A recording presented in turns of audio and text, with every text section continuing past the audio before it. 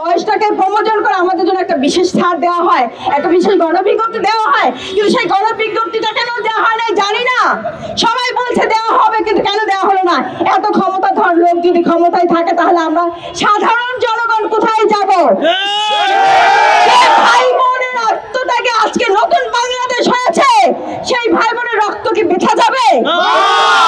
এখনো কি সেই স্বৈরাচার এখনো কি ঘাপটি মেরে আছে? আপনাদের কাছে আমার প্রশ্ন, কেন আজ আমরা বঞ্চিত? কেন আমরা শিক্ষক হতে গিয়ে মার খাবো? কেন মহিলাদের গায়ে হাত তোলা হবে? কেন আমার পায়ে আঘাত করা হয়েছে? আমি সর্বোচ্চ দিক দিয়ে দাঁড়িয়ে একজন মানুষ, আমি একজন নারী, সবচেয়ে বড় পরিচয় আমি একজন নারী, আমি মা, আমি শিক্ষক হতে চেয়েছি, আমার গায়ে কেন হাত?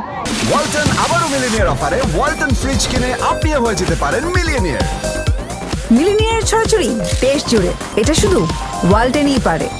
আমার বোনদের গায়ে কেন হাত? আমার ভাইদের গায়ে কেন হাত? তারা তো অন্য কিছু হতে চায় নাই, তারা শিক্ষক হতে চেয়েছে, দেশের উন্নয়নে হাত রাখতে চেয়েছে। তাহলে আপনাদের দিতে এত বাধা কেন? তাহলে আমি ধরেই নেব সেই বিগত দিনে যে স্বৈরাচার শাসকরা ছিল তারা আজও এই আমলেও খাপটি মেরে আছে। কেন আমার ভাইরা আজকে গ্রেনেডের হামলায়? বলেন, তাদের দাবি তো অন্যায্য না? তারা তো বিগত দিনে যতগুলো সরকার এসেছে তারা তো সুবিধা বঞ্চিত, নিয়োগ বঞ্চিত। সার্টিফিকেট আপনি দিয়েছেন, করোনা মহামারী এটা প্রাকৃতিক দুর্যোগ, সেই দুর্যোগের কারণে যদি কেউ পিছপা হয়ে যায়, কারো যদি জীবন থেকে 4টা বছর চলে যায়, তাহলে তার জন্য কি সেই লোকটা দায়ী? এই করোনা মহামারীর কারণে অনেকেই সুবিধা পেয়েছে, তাহলে কেন আমরা পাবো না?